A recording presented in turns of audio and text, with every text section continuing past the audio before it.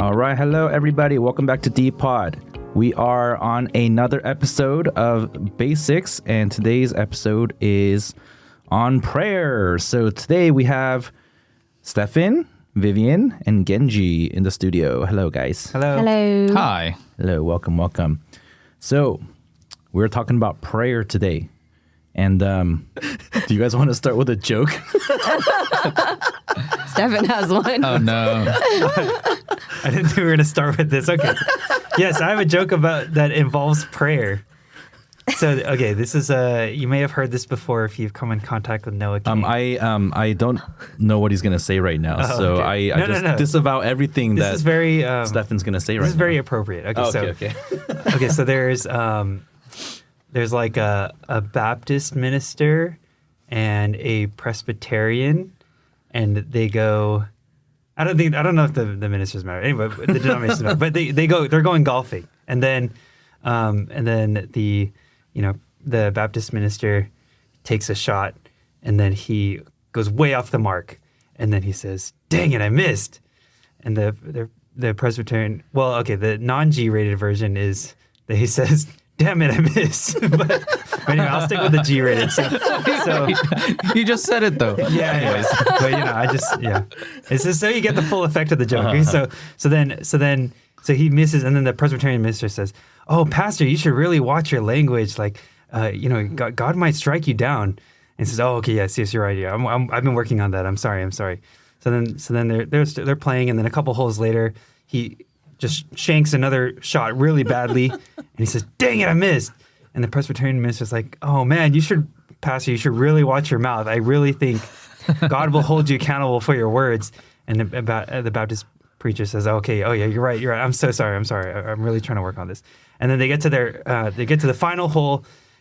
The Baptist minister has this easy putt, and he totally misses it. And he says, "Dang it, I missed."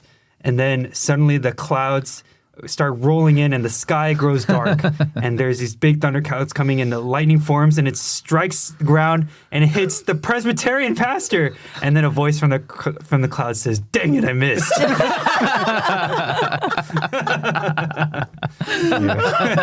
Oh my gosh. Wait, what does that have anything to do with prayer? Oh yeah, that doesn't. Oh, actually, I don't know. Oh yeah, you're right. I guess I was thinking speaking with God. Yeah, you're right. I don't know why.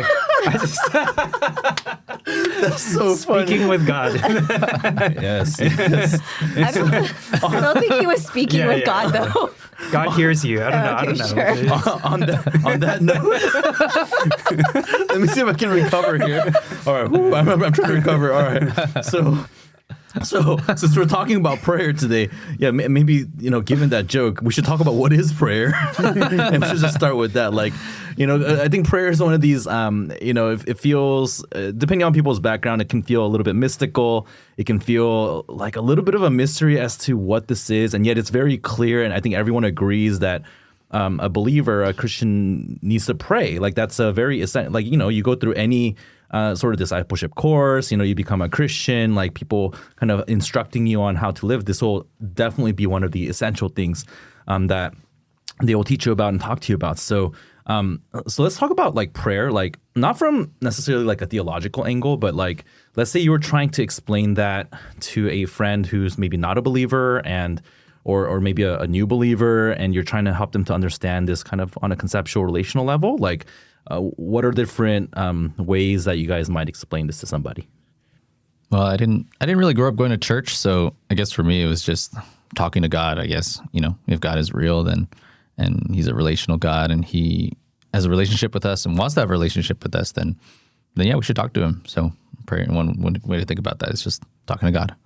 So how was that for you? Like, yeah, so you sort of have a unique vantage point out of the four of us here, at least, in that you didn't grow up going to church. So, like, was that easy for you to accept as a concept, or was it hard? Or how was that? Well, it was kind of like, okay, I'll just say it outright that first it felt weird. Mm-hmm. It was weird. Mm-hmm. Like I go into church and everyone is like closing their eyes and stuff, and I'm like, what is everybody doing? Mm. Why are the lights off? Why are we closing our eyes? And it was weird. And then everyone kind of talks in a certain way at first. So then everyone's like like just do this, or like, oh God, and you say it in a kind of a certain tone. And at first I thought prayer is just talking like that and doing the sort of motions of it and stuff. But I think it was kind of helpful to like just in my sort of in my own sort of space, or in the quiet of, I don't know, whenever I was alone and things like that, like there were sort of cries in my heart for meaning, for purpose, for truth, for like purity even. And like I think that was my first understanding or experience of prayer. It was like man, I need God, and I really want there to be a God. Like, God, are you there? Like, would you hear me? Like that was kind of my first experience of prayer. Yeah.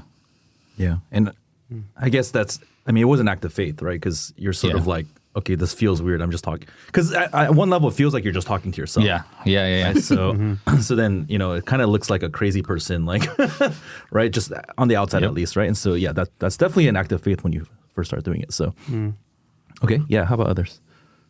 Well, I grew up going to church. So when I first learned like what prayer was, it was that like, the Our Father in heaven, hallowed be thy name. Like I would memorize that. And so that was my first concept of prayer. But my answer is kind of similar to Genji. It's like this picture of like being able to talk to my father, or being able to bring out my different concerns or my needs to him. And in high school, prayer turned to just like God was kind of like my genie, and like I wanted to pray for things to happen. So that was one aspect of it. But then as I grew older and I understand more of my faith, like prayer is just bringing myself before God and learning to talk to him. And I learned that it was also a response of, okay, like I'm hearing things from God through God's word. And then now prayer is a chance for me to kind of express myself before God and to talk about what I'm learning, or just to express like what's going on. So that's how prayer got shaped with me throughout the years. I didn't pray a lot growing up. I just kind of used it as, a thing where I can just depend on God and he can answer me in some way.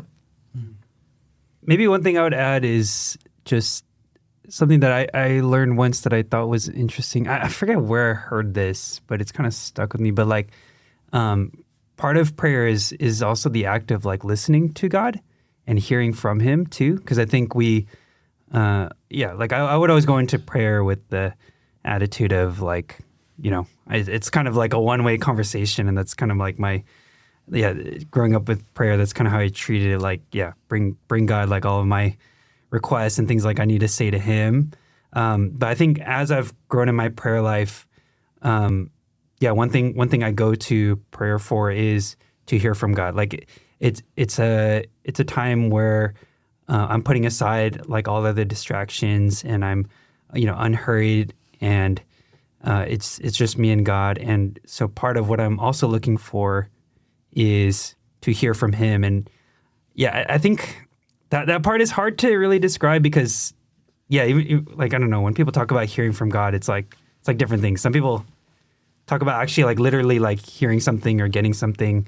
I think my experiences of hearing from God is, maybe different like scriptures that come to mind in response to the burdens or the questions or things that I'm bringing. Maybe sometimes it's like a feeling of like peace or reassurance. Like, but I think that's also one aspect of prayer, is that like I get to hear from him in that way. And that's kind of opened, a new way of relating with God for me more. Because, otherwise I think mostly I treated like receiving from God in kind of a one-dimensional way, where it's like God's word. And like, I just need to go to my Bible and like, there'll be something that God has to say to me. But in that way, there's kind of a dimension of receiving from God in prayer too. Yeah. And I think that just to kind of broaden what, Stephan, you were saying, I think that there's this element of, because it's hearing from God, but in some ways, prayer is one of the few times in which, like when I'm actually trying to pray, I'm bringing myself before God, like with that one purpose, right? And part of that is, is speaking to him about what's on my mind and making myself known before him. But just purely by the act of being in the presence of God, in the fact, kind of like I'm consciously bringing myself before God, then I put myself in a situation where I can hear from him, I think. So Yeah. I kind of see it sort of relating in that way. Now, I think that some people can have a sort of a picture of prayer that's sort of like, yeah, so especially when we use the language of like hearing from God, like it can kind of sound like meditation or sort of like, it's like a situation in which your heartbeat's being slowed down and you're breathing. And it's like a breathing exercise. And, so as you pray, like you have to exhale and, it causes like, so I know that people have equated prayer to exercises like that. Now, I actually am totally okay with meditation. I think that's actually a really helpful exercise. I just don't want to confuse that with prayer, right? And so I think part of what makes prayer unique is that, so, like Genji and Viv, you both talked about how it's a way in which we speak to God. It's like how we relate back to him. And I don't know about you guys, but I find conversations with people effortful because I'm an introvert. And so when I have to express myself to people, that's actually something that I can't just do. Like, it doesn't just like flow out of me. Like it takes effort because I have to pay attention to that person and I have to think about like the words that I want to form and what is it that I'm feeling and how am I responding to this person. And like, so then I think the thing that makes prayer a little bit different is that it's actually an active, like it requires active effort. Yeah. Right. And so people sometimes like, so my experience of like growing in prayer, and we'll talk about this more later, but like, going to prayer meetings or trying to pray is that like when I'm kind of, it's almost like I have to get locked in and like, okay, I'm going to like pray right now. Like I'm going to actually try to do this.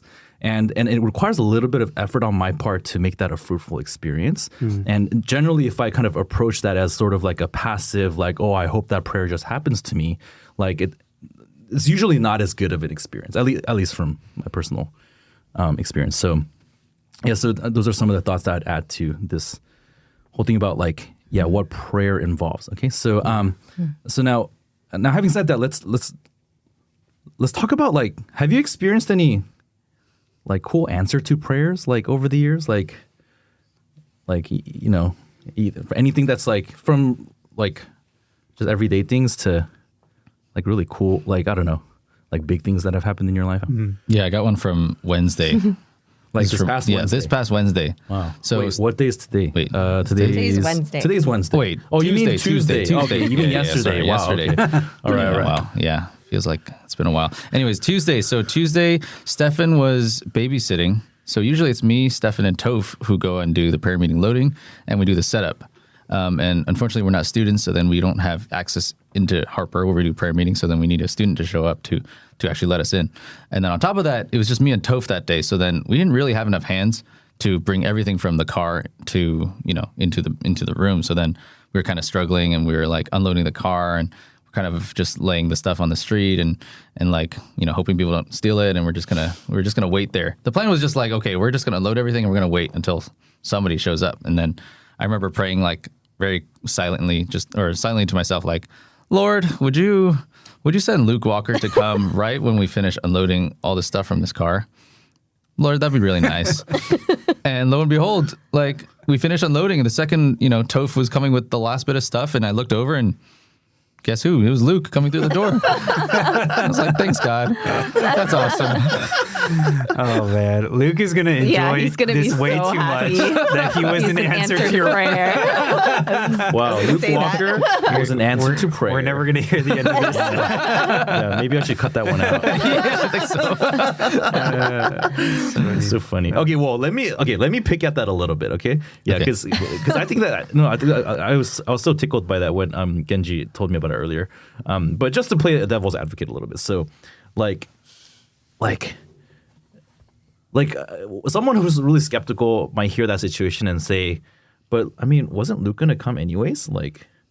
Because so then kind of like how would you like process that, or like what makes you what about that kind of like what perspective are you bringing that says, well, I do think that was an answer to prayer. Yeah. So like I guess the devil's advocate is like, oh, like the prayer didn't cause Luke to come, so then it wasn't actually an answer to prayer, right? Something like that. Yeah. So I guess like one answer I'd give is like, well, I guess for me, like Well, okay, so for a couple of angles, like for me experientially, like I didn't have any way of getting into the building, if Luke had not showed up. So, but I just kind of said, "Oh Lord, like, you're the creative ruler of the universe, and you can do all things. So I'm just going to trust that, that you can hear my prayer and you know my needs, and I'm just going to entrust this to you." And experientially, that then the Lord provided. Like Luke came, and maybe the Lord already knew that Luke was going to come, but like my experience was just, okay, I'm going to trust God, and then that trust, it was almost like verified. Like, oh yeah, I can trust God. And it was like a small experience of that, almost like a trivial experience. On another hand, like if we're talking very technically, like God is a God who's outside of time, right? And so perhaps it's not like my prayer didn't necessarily cause Luke to get up and spontaneously move towards the door or something like that. But perhaps the fact that I prayed, or like God knew that I was going to pray that prayer, and so like he sort of like coincidentally, he sort of sent Luke to come to me at that specific time. And so I got to so then that prayer was answered because of all that, and God knew all of that, and he orchestrated all of that. Yeah, so I think that when people think about prayer, like some people might take the situation that you found yourself in and have a hard time saying that was an answer to prayer. But I just want to point out a couple of things about like that particular situation, which is that your prayer was so specific, like, because people have the question like, okay, how do I know a prayer gets answered, right? And like if you pray a generic prayer, then it's hard to know if that prayer got answered. But if you pray a very specific prayer, like then you can know like, okay, if that specific thing happens, then I might be able to tie that to like God answering that prayer. And this is actually how theologians and philosophers have wrestled with these issues. Like J.P. Moreland talks about this, and how like part of the reason why people don't experience more answer to prayers is because their prayers are so generic, right? And if you prayed like really specific prayers that actually have a chance to not come true, like if in that prayer, if Genji had prayed that prayer and then Luke came 10 minutes later after they were just standing out there for 10 minutes, which is, no offense, Luke, but, like not, that's like a totally believable situation, right? Yeah, so then, like, then Genji wouldn't be sharing this story, right? I guess that's my point, right? And then I think there's, and then I think that sometimes people feel like, oh, well, it's not an answer to prayer unless like God did something miraculous. And what they mean by miraculous is that like God had to bend the laws of physics to make it happen. But I don't think that's how God necessarily works. And who's that? Is it? I always get confused. Is it Helen Rosevier? Rosevier, yeah. Rosevier, who has that story. Was she the one with the girl and the?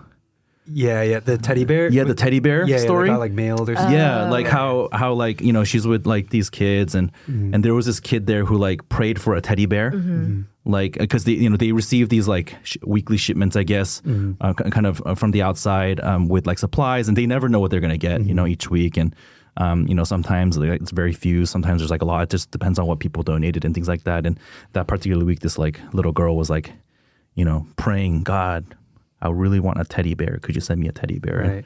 And then like, and Helen's testimony is that like, she's like faithless because she's like, why are you praying that prayer? Yeah, like you're not gonna get a teddy bear. Like these are like medical shipments or something. Yeah, like why would there be a teddy bear in this? Yeah. And then they get that day they get the shipment, and lo and behold, they open it and there's a teddy bear, right? And the point she makes from that, makes from that is that, okay, so was that not an answer to prayer because?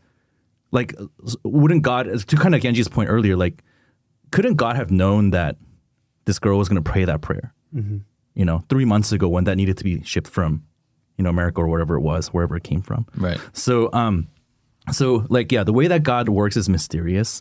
And when we choose to kind of partake in God's work in that way by praying, then we can also experience personally, like, answers to prayer. And I think that's totally legit. Yeah. So, yeah. Okay. So yeah, thanks for offering that story, Genji. It kind of allowed us to kind of talk about some of those things. So, any other stories about answers to prayer? I mean, these are, I think these are things that maybe we need to talk about more often, but we don't really have forums to talk about these things. So, yeah, I was thinking about a couple that I've experienced recently, and yeah, these are kind of different flavor, I think, from what Genji's story.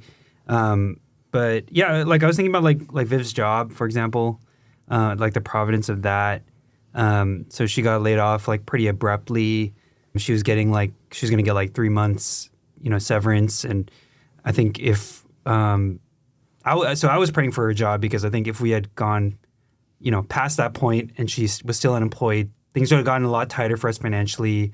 And just knowing like the baby's on the way too, like that would have been tough. And so that was something I was feeling kind of anxious about. And so we were like regularly praying for. And I don't know. And so she got a job like pretty fast, like within a month and a half, 2 months, and of being employed. And for me, I really received that as an answer to prayer. Like I felt like that was really God's providence, because like the current job environment, like all around us, like people are getting laid off like left and right in the tech industry because of the economy and the way things are going, and just the timing of it. It was like her start date was literally like the week after her last paycheck from her last severance paycheck from her last company. And I just felt like I just felt really thankful. Like I just felt really undeserving. Like, wow, like there's a lot of people who go a lot longer, without being unemployed. But that was one way that God answered prayer. And then another small story that I was thinking about was like, just whenever I go like out to do outreach, like that's something that makes me feel really like anxious and fearful. And so I pray. Like I often pray, and I usually pray for like two things. I pray for like just one good conversation, and I pray just for peace in like my own heart, and for me not to be anxious. And I think that's a prayer that I experience pretty regularly actually being answered. And like even I think it was 2 weeks ago, we started doing this like dips outreach, for the guys, and just trying to talk to people. And so I just prayed for like one friendly person, and like and just from my own heart, and I experienced like that like both those things. And I think to me, like in that experience, the answer to prayer isn't even so much about like, oh wow, there was like one person that we had like a great conversation with. Like I think that's part of it, but I think for me it's like when I pray and when that experience of prayer is the experience of bringing God alongside me, like in that experience. And I experience like, yeah, God is with me, and I don't need to be afraid. And I'm out here because I really believe that the gospel is true, and I want to find people who will be open to it, and that builds like my confidence and my faith. So, yeah, those were the two stories I was thinking about. I have a similar story, actually, another outreach story. It was back in Philly, and then Isaiah, my leader at the time, he basically just sent us out, and he was like, all right, you have 1 hour, go and talk to somebody, share the gospel with them.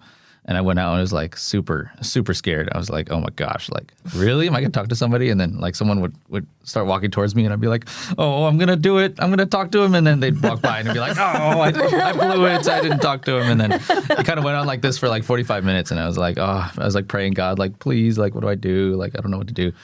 And then I remember thinking about like, oh, what would be the most ideal like outreach situation for me? Like, what do I like the most? And I remember thinking about sports, and I like sports. I like doing sports outreach and kind of breaking the ice through playing sports with people. But like, how am I going to play sports with somebody? Like there was like very few people on campus.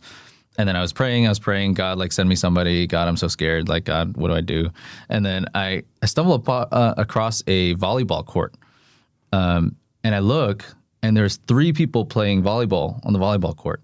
Like, you can't play volleyball with 3 people. Like, doesn't work. Like, it's just not fun. Like, how could you possibly play like that? And then I looked, and they were not having fun. Like, and so it just felt like this felt like it was straight from God. Like, okay, like they need a 4th player. Like, I'm gonna go join them. And that felt like kind of like what Stefan was saying. Like, I felt at that moment like I felt very just cared for by God. Like, God heard all of those like all of my prayers. God heard like all of my anguish and my fear, and he heard my prayer asking for, people to talk to and meet, and it was directly answered. And I felt very cared for. Like, God is with me right here. He hears all the things that I'm praying. He knows exactly what I'm going through. one specific thing was with my cousin Mia. She was in 5th grade when we found out that she had a tumor. She started throwing up a lot, and she had blurry vision, so they didn't know what was going on.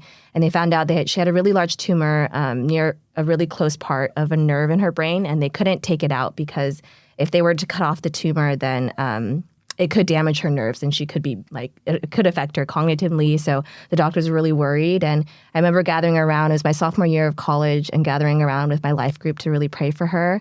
And we weren't sure what next steps to take, but was really praying that she'd be okay and somehow she'd be healed. I think God answered that in a very unexpected way because they were testing the tumor to see if it was malignant or benign. And the doctor was pretty sure it wasn't going to be cancerous, but there was a 10% chance that it would be. And it turned out it was cancerous. And so we were really shocked by that news. But because it was cancerous, my cousin was able to do chemo. And then chemo would be able to get rid of that tumor completely versus surgery that couldn't. And it was just an answer to prayer that she was in Seattle at the time, which is the best medical place for brain surgery. So God answered our prayers to that, and she's actually healed. She does have some effects with the hormones and the chemo that affected her hormones, but she's really healthy to this day, and she's actually in our church at UC Irvine, and she's attending it right now. Got to get her connected. So I think there's just really thankful that it was really emotional time for me, but I was really thankful that God answered that prayer. Not in a way I expected, but he answered it. Yeah, thanks for sharing those. Yeah, so I think when it comes to prayer, it's kind of tempting to only think of it from this angle, hey, does God answer prayers? Did he answer my prayer? You know, and one thing we say about that often also is that no is also an answer. Sometimes what we mean by do you have an answer, did God answer your prayers? He always said yes, right? But sometimes no is the answer, and sometimes not now is the answer. And because, and that's part of, and I think, you guys alluded to it, but part of the faith journey that you go on as you start to pray, right? And so I know kind of the question was about, have you had, what are the answer to prayer stories? But kind of bringing us back to the topic of prayer, I want to kind of remind us that prayer is not merely about getting it answered. Because in a situation Viv's cousin who has this tumor, it's sort of how can you not pray? Is sort of, if you're a Christian and you understand that God is sovereign over the universe and he is our maker and he loves us and he not only rejoices with us but also weeps with us, he's a God who cares. And so how could I not bring my cares and my worries and my fears and anxieties to him? It's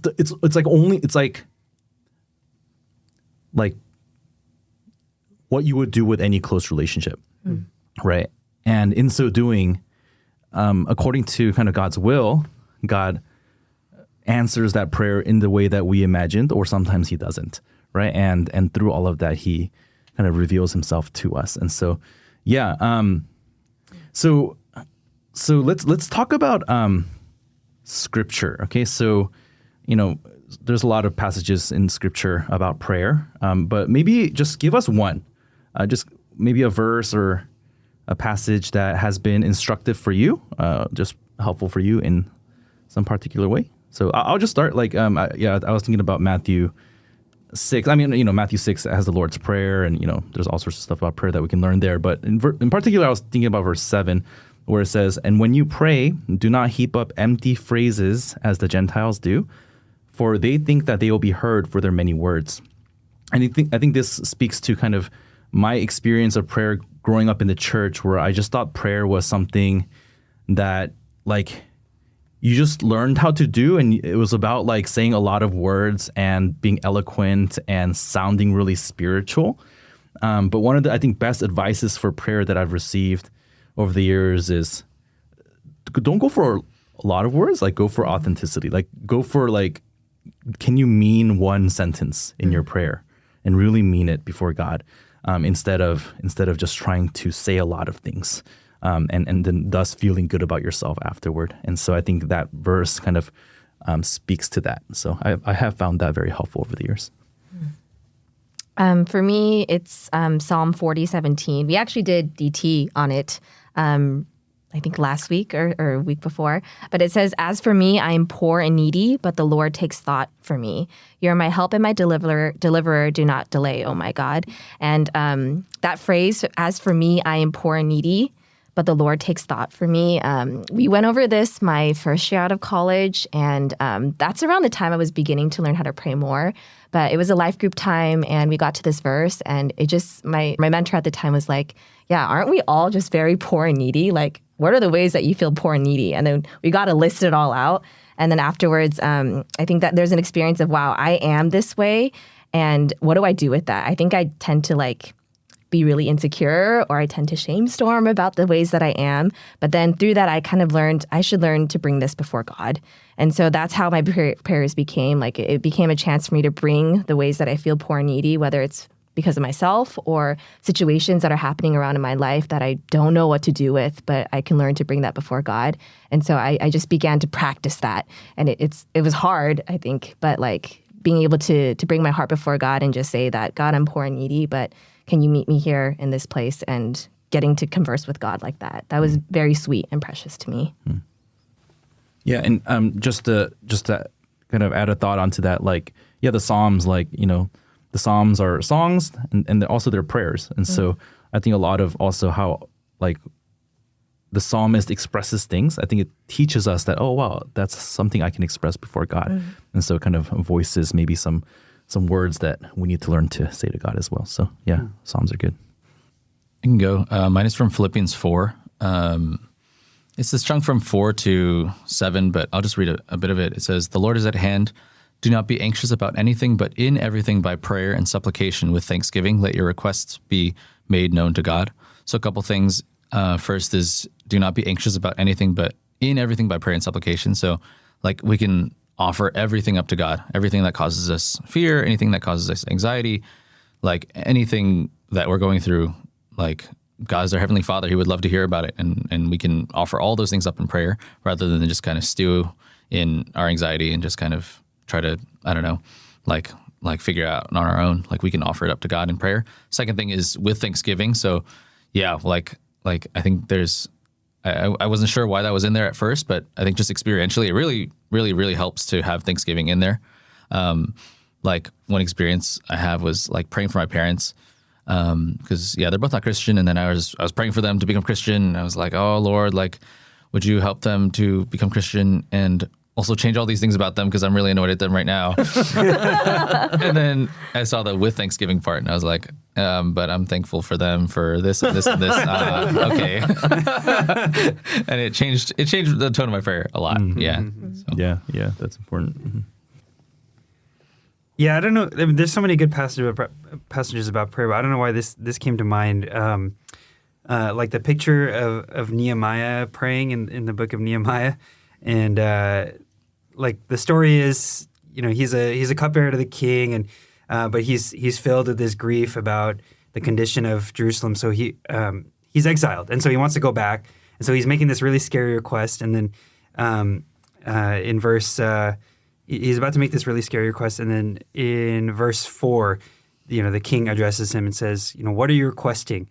And it says, so I pray to the God of heaven. And then I said to the king, and he goes on with his request. So it's this kind of like the king gives him the opportunity to speak, and he's like, oh my God, like, God help me, please, like, you know what to say. And then he goes and says it. And so I don't know why I think this stood out to me when I heard it, when I learned about this like Nehemiah prayer, because it was a different picture of prayer. Like I always thought prayer, you know, you have to be like sitting and, you know, or like, you know, on your knees or something, like in the right posture, your head bowed and like, you know, eyes closed, and you need to be like in the right like headspace, you know, kind of like a DP thing, like, you know, meditating, like slowing down your RPMs. But yeah, this was like a, you know, short, quick prayer that he prays in the midst of this situation when like this opportunity presented himself, and he, you know, he felt like, oh, maybe this is from God and I need to take it. And so I think there's like two things that stand out to me from this, which is like, one, there's this attitude of like, oh, like God is always with me. All right. So there's this attitude that Nehemiah has that like God is always there. God is always present. I can go to him and he's with me in this situation right now.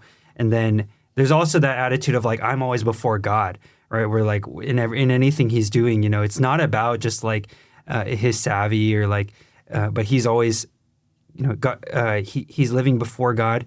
And so God can enable him to do this thing. He's in the presence of God and God sees him, as he's doing what he's doing. So yeah, I think it helps me to think about this style of prayer as well.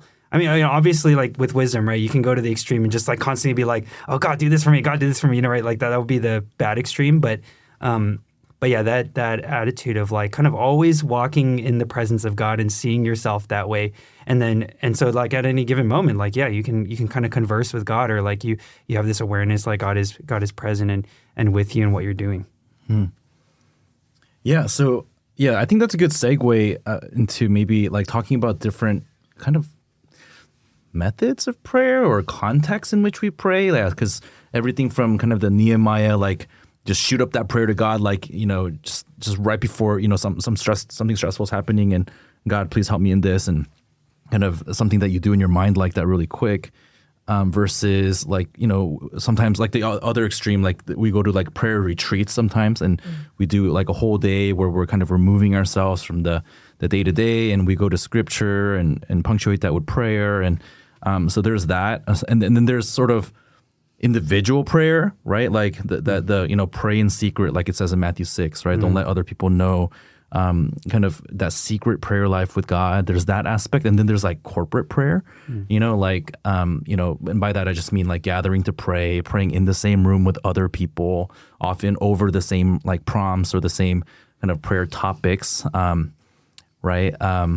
There's praying silently, praying out loud. Using worship and songs as a way to pray. So, yeah. So what can you guys maybe just like what is your favorite method of prayer? What's been like either a favorite one for you or one that's helped you the most, or just the one that strengthens you? I don't know. Like I just kind of leave it up to you, but just kind of talk about one of those and how that's helped you, because I think we need all of them. So. Yeah. Yeah, I think I experienced one through corporate prayer, and it taught me how to pray.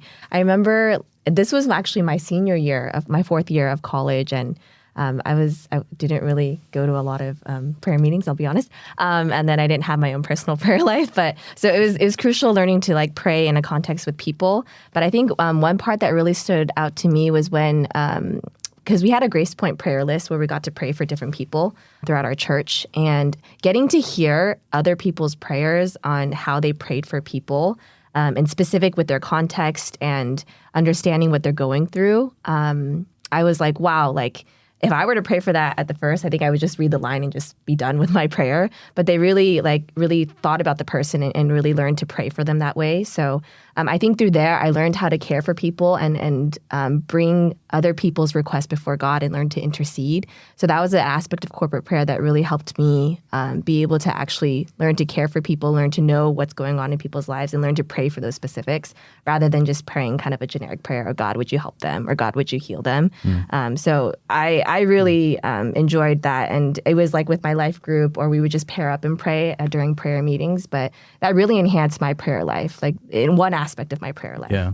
And what I want to add on to that whole idea of learning to pray by hearing other people pray is that there's an element to that that's not just about the words that are being spoken, but at least from my experience, like a certain intensity with which other people pray about something that I'm like, wait, like I can't pray like that, or I don't feel that, and it kind of challenges me to think about my own heart. And then I've experienced also that, like when someone's praying for me when I confess a sin, or and I really hear the burden in their voice as they pray for me and kind of crying out to God for mercy for me, and that causes me to be humbled as well. And so there's something about that, like very relational kind of, we hearing each other pray, and it's sort of like as you hear someone talking to God, like you're realizing, oh, that's what it can look like to relate to God. And so I think that's one of the powerful things about corporate prayer. Yeah. Because I was going to just right along that point, like, when I was growing up, like in our church was back when it was like very Korean. I think one of the things about like how Koreans in Korean churches pray is they pray very loudly and they pray very intensely. And it's like, sometimes people are almost like, kind of like groaning like under the burden of like their prayer. And And just in case people think that you're like stereotyping, this is actually a known thing among church circles. Like people talk about Korean prayer meetings. They were pretty famous, and like there'd be at 4 a.m. and and like people were like shouting and because really strong prayer. Yeah. Culture, so anyways. So. So I think that taught me a lot about prayer. Like even as I was just growing up and observing it, and then, I think as I grew to pray and like kind of learned to pray in that way, not just like shouting for the sake of shouting, but I think like I'm not a very feely person, but when I pray and especially when I'm surrounded by people we kind of share this burden and share that, like that's something I've experienced at the church plants that I've been to, here and Seattle, and you go through seasons where there's things that are difficult in your ministry, and then like we're gathered in a living room and there's like 20 of us, and we're really like crying out because like it's like, God, we don't know what to do, and there's this situation, and God, we need your help, and we're all sharing that burden and we're praying aloud. I think there's a I don't know, to me there's something really precious about that, and there's a way that I feel like I'm also getting a glimpse of God's heart, or I'm sharing in that, as we experience that together, and it engages all of me, like my emotions, like my soul, as I'm trying to make that prayer known to God. So that wasn't my answer, but I just wanted to add that. I think my answer. Well, I'll make this not as long, but it's kind of corporate prayer. But for me, like one experience of prayer was just like praying one-on-one with a friend. So there was my like second year in Seattle. Some of my friends had kind of moved around, so I was like paired up with one of the bros there to do ministry, like as partners, and we didn't, even though our team was small, like we didn't get to interact that much, and we didn't know each other that well, and so we tried to think of ways that we could get closer. And one thing we intentionally did was, every Monday before we have our like meeting, let's meet up for 30 minutes just to pray. And so we just started with that, and it started very like, we were just praying for other people, like praying for other things, like work, or looking for jobs, or praying for the students that and the friends that we were like ministering to. And then as we did that over time, that kind of just naturally morphed into just sharing more of like our personal burdens, and sharing more of like the concerns and the worries that were weighing on us in our personal lives, and that grew us like really close as well. So, I think prayer, I might have shared this before with in another podcast, but prayer was really a forging context for me and this brother to get really close. As we prayed together. It really brought us a new dimension of like closeness in our relationship. Sure you go. Okay. For me, I think personal prayer or just individual prayer has been really helpful. I think for me personally, I'm just a very like action-oriented person. I like to do, and I'm often busy. And then I think that does a couple of things. Like for one, I sometimes forget like why I'm doing what I'm doing, and I just get lost in the busyness of it. I'm just doing a bunch of stuff, and I'm not thinking about the why. Another thing that it does is it gives me a big head, because I'm like, oh, look at all I'm doing. I'm so awesome. And so those are both not good. Thanks for sharing so vulnerable. Oh, wait, this is going on the internet? Oh, no. Just kidding. So I think going to pray and going by myself before God, like just me and God, like DP was talking about earlier, like go into, like be alone, like shut the door and pray to your God in heaven. Like that is really clarifying for me. It's really helpful because not just slowing down my RPMs, but to remember like why I'm doing what I'm doing, to remember that I'm just, at the end of the day, I'm just a sinner. I'm a sinner who is beloved by God and was forgiven and redeemed through the cross. Like that's reality. Like that's true. And that's why I'm doing the things I'm doing. It's because I love God and I want to preach the gospel to people. And I think those personal times of prayer often help recenter me on what's true and who I am before God. And not get sort of distracted or by all the busyness and the things. Yeah. So I guess just to wrap up that, kind of that question. I think basically what we're saying is that we need both, right? Like we need the individual prayer, right? Because that forges your personal relationship with God, and I don't think anyone can grow deeper without that aspect. And then there's corporate prayer, right? There's not only does that forge the community together as you like the GPL is a good example, like have common prayer requests that you're praying for, right? But you also learn to pray from each other, right? And yeah, personally, man, I feel like one of the things that our congregation needs to grow in here is sort of the fervency of our corporate prayer times. You know, I think you know, and I think part of that is because I think we're a younger church here, and a lot of that kind of the fervent corporate prayer culture does come from kind of Korean culture, which is sort of the older generation at our church. But man, I really miss those. Like when I'm with the older people, like when we're gathered at like these team retreats or, you know, like gathered with the other like full-time leads at our church, like there's something about that corporate prayer time that's different because I think just people are more vocal and and again, so it's not like to be showy, but there's a certain level of like passion that you sort of detect from that, and that's something that I hope that you know, it'll take some time because I think people, if you've never done that before, that's really hard. But I think there's something about that that's really, really powerful. So so let's talk about this though. Let's talk about what makes prayer hard. Because I mean, we're talking about all these things like that make prayer awesome, and we all agree that we need to do it. But I think that for a lot of people, it might be one of the hardest disciplines, one of the hardest spiritual disciplines, maybe besides evangelism. I know a lot of people find that hard too, but like, you know, like people are okay with even reading God's word regularly and they can commit to that. But man, like going somewhere by yourself to like talk to God, you know, it can feel a little bit like, I don't know. Yeah. So that's the impression that I've gotten over the years from a lot of people's kind of hearing from a lot of people. So what about for you personally? What has made prayer hard for you over the years? Maybe it's still something that you find hard, right? So could you share a little bit about that? Yeah. This is kind of related to what Genji was saying, but I think what I've been personally realizing lately is what makes prayer hard is that I have to stop everything I'm doing and I have to carve out time for that. And I just feel like I have so many things I need to do, or I'm just such a distracted person, you know, that like suddenly the time I thought I had is gone. And then, what I realize is I'm allowing myself to be driven more by my anxieties and my desire for accomplishment, because I feel like doing this thing is going to make me feel secure or accomplished rather than going to prayer. And so, really behind it is kind of a trust thing. Like it's do I, trust God enough to be able to like put this down so that I can go and meet with him? Do I really believe that like meeting with God is that thing that I need to prioritize?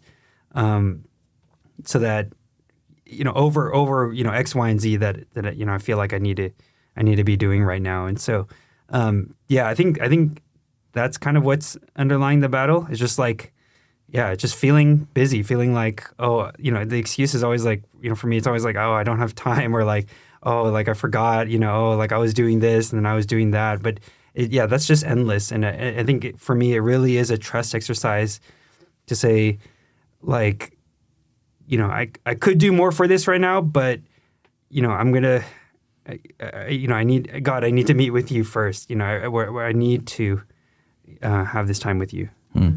So is there something that you've done? Because I think that's a big one for a lot of people, right? Like just needing to slow down, actually stop what you're doing and turn your attention toward God.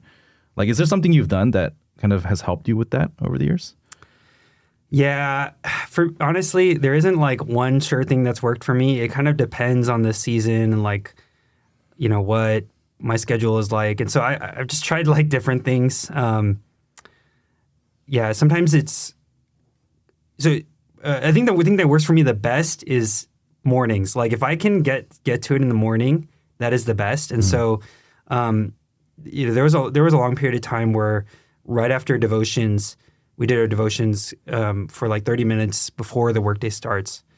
I will pray, and that's that's unhurried. I don't have people calling me. I don't really have anywhere I need to be. Like that's a time I can pray.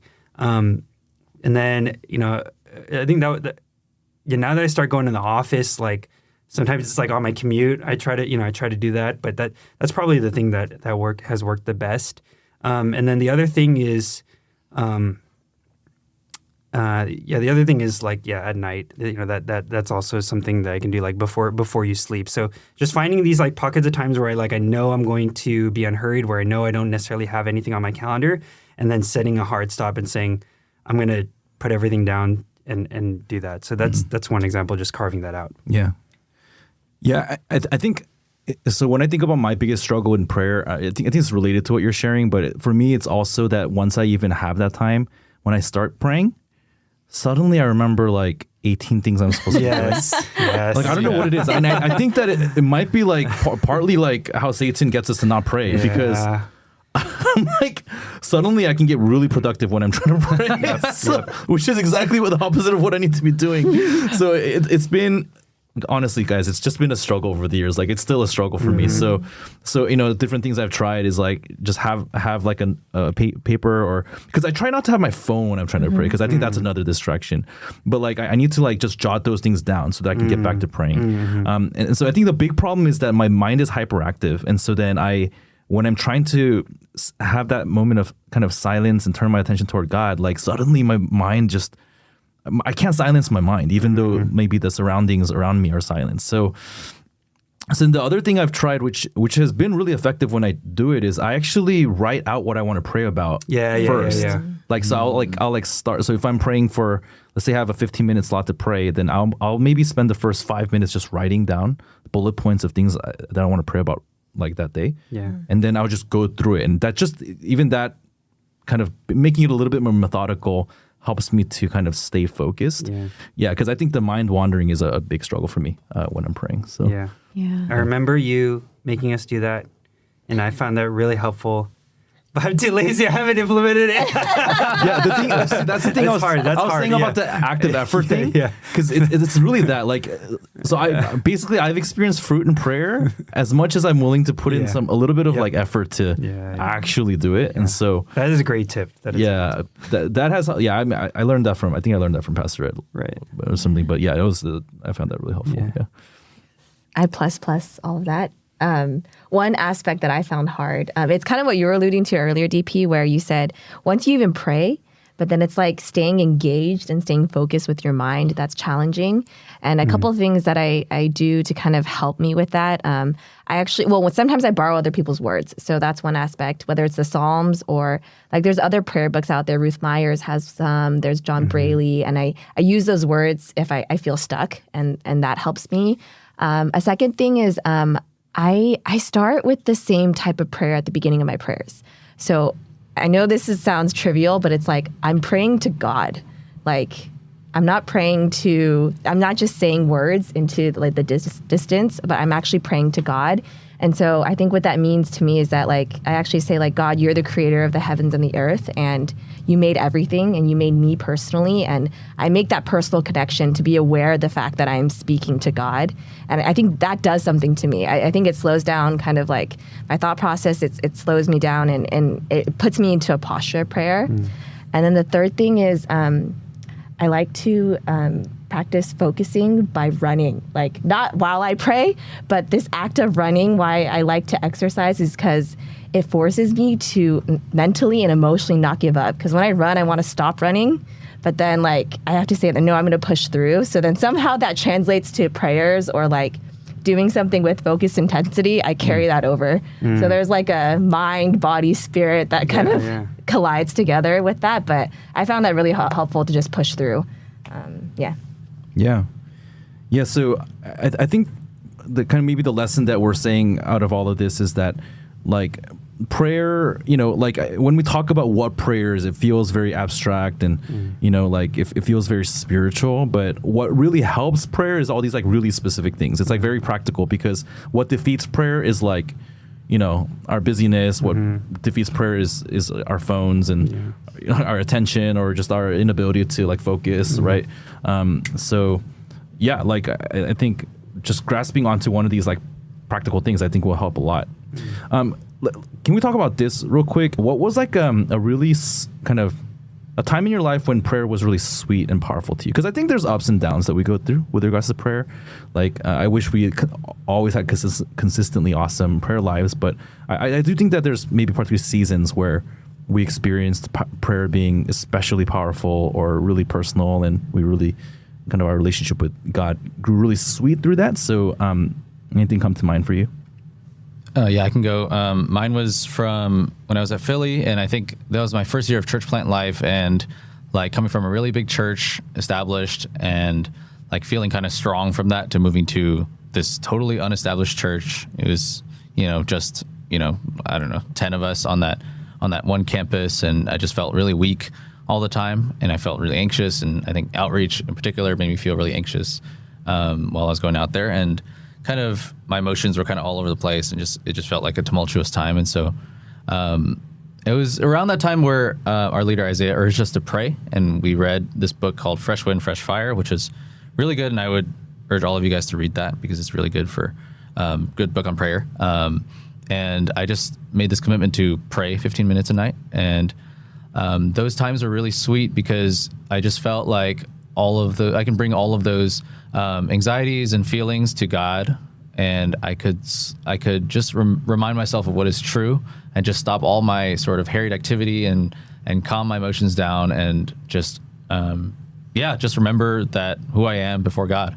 And like I made this commitment to pray for 15 minutes, but then often that time would just turn into like 30 minutes or an hour, because it was just this time I had with God, and I could just meet with him. It felt sweet and unforced. And I really looked forward to going and meeting God every night and for those 15 minutes. One time that comes to mind actually is semi recently, like during COVID. One of the things I was really thankful for that our church did was they developed these online prayer meetings, and they would run like once a week. I think there were periods where it was like every day, and they would just have it kind of going on loop. And every day had we would get these prayer request lists, and each day had a different theme. Like Mondays was like all the health prayer requests at our church, everything ranging from kids with different conditions to family members. And then, Tuesday was like college ministry and so on and so forth. I really, those times became really precious to me. Having 30 minutes a day, I like structure, so I think it helped me, maybe that just helped me a lot.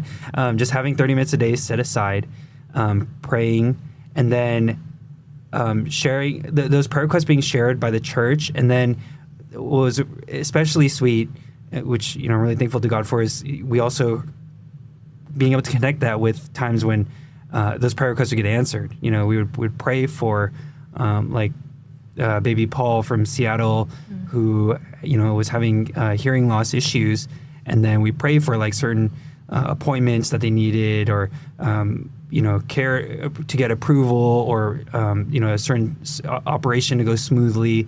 And then you hear like later on, like, oh, it went well, thank you for praying. And then we're with them step by step. And I just felt like we were really like, I don't know. Like I felt, even though we were all kind of in our homes and everything, I felt like I was with them and experiencing, like sharing that joy and sharing that burden together. And so that was a really sweet thing for me personally to experience, especially in the midst of COVID and kind of the isolation of it. Yeah, when I think about a time when prayer was really powerful, it was a time when I was going through some personal difficulty. This was when was this? This was when I was like a fourth year out of college. So back in 2015, and there were basically some things I was struggling with my family about, and just there was a lot of drama, and emotionally it was a really difficult time. And I just remember on the walks, as I used to work at during that, I used to work in SF, and so I would often take the ferry, and then I would walk to work. And so like on the walk to work and then back from work, to the ferry, like I'd kind of take a longer route, and I would just pray, like as I'm walking along the Embarcadero, looking out into the bay, the Pacific Ocean, and feeling really emo and feeling sorry for myself. But then that caused me to pray, right? It caused me to pray, and it caused me to put my trust in Jesus once again. and to recognize that, like I really shouldn't be feeling sorry for myself, that I actually have a lot of blessings in my life, and then trusting God that, if I, stayed obedient to him, then, things would work out. And I've experienced answers to those prayers over the years. It took several years, but but I think what that did for me was that it suddenly made God really personal. I know God was not just this theoretical person who like loves me, but like he's actually kind of guiding me through a very specific thing in my life. And I think emotionally I would have spiraled out of control during that time if it weren't 4 times like that. And so often, I don't know, like, it's like these difficult times where we experienced kind of growth in prayer and things like that too. So that's a time that I often come back to. All right. So yeah, maybe just to wrap things up, like, let me just open it up to you. Like, if there's anything we haven't covered, any thoughts about prayer that come to my mind that might be helpful, and maybe particularly if you have any like practical tips or advice that you'd give to someone who's trying to grow in prayer. It's something that we all have to keep finding ways to grow. And so, yeah, any practical tips I think would be much appreciated. So. This is shooting off of what Genji shared about, but he was mentioning like he started off with like 10, 15-minute prayers. And I think the power of little is very powerful. And I think that's my personal experience in my prayer life. So if you have like a set time that works best for you and it can be consistent and you can have a place for it, I think there's this sense of like going there and your body's kind of used to it and sitting down and like, okay, I'm ready to be in this posture of prayer. And then having like sets of verses are really helpful too. Like I have this little treasure chest of verses that I hold, and sometimes I go through those as prayers. So things that can help jumpstart those prayers. I think those were really helpful tips for me when I started praying more regularly. Yeah, plus one on the place, because sometimes it's really hard to find a place. I don't know. Yeah, when I wasn't married and like lived with a bunch of guys, and it was just hard to find a spot. And then if you're like, okay, I need to go pray, and then now I have to go find a place for it where I can be alone, and I'm not going to look weird, like, praying and talking to nobody, that's hard. And so if you find a spot beforehand, and you're like, okay, I'm going to go to that spot at this time, and yeah, it makes it a lot easier. This isn't exactly practical, but I think one thing I love and that really inspires me to pray more is stories from heroes of faith. And yeah, reading books or like watching documentaries about famous missionaries or just Christian believers always injects new energy into my prayer life and gives me greater faith and greater trust that, yeah, God really is a God who answers prayers. And so I really do want to go to him and bring him everything. I think there was like a time recently when I was feeling there was a period I was feeling like doubtful about prayer, and I was like, man, like, what's the point of praying? And I just happened to read this book that Noah left behind for a DP and Kata. It's called La Brie, and is about this couple who, the Schaeffers, I think, the Schaeffers who and about their ministry, and just reading that book was just so encouraging to me in my prayer life. Like they did this ministry out of their home in I think in this small town in France or in like Switzerland or something in Europe, and they just experienced these like miraculous answers to prayers through their faithful ministry to just people around them and whoever they welcomed into their homes. And so some of my personal other heroes, like when it comes to prayer, like George Mueller, he's a really inspiring guy who ran an orphanage in England, and he basically ran it completely on prayer. All of his needs he brought to God, and God provided for them throughout that. And then there's stories from like Marilyn Laszlo and these other missionaries, and it just some of them are funny, some of them are just amazing, and some of them you're just like, wow, God is crazy, and it always encourages me to pray.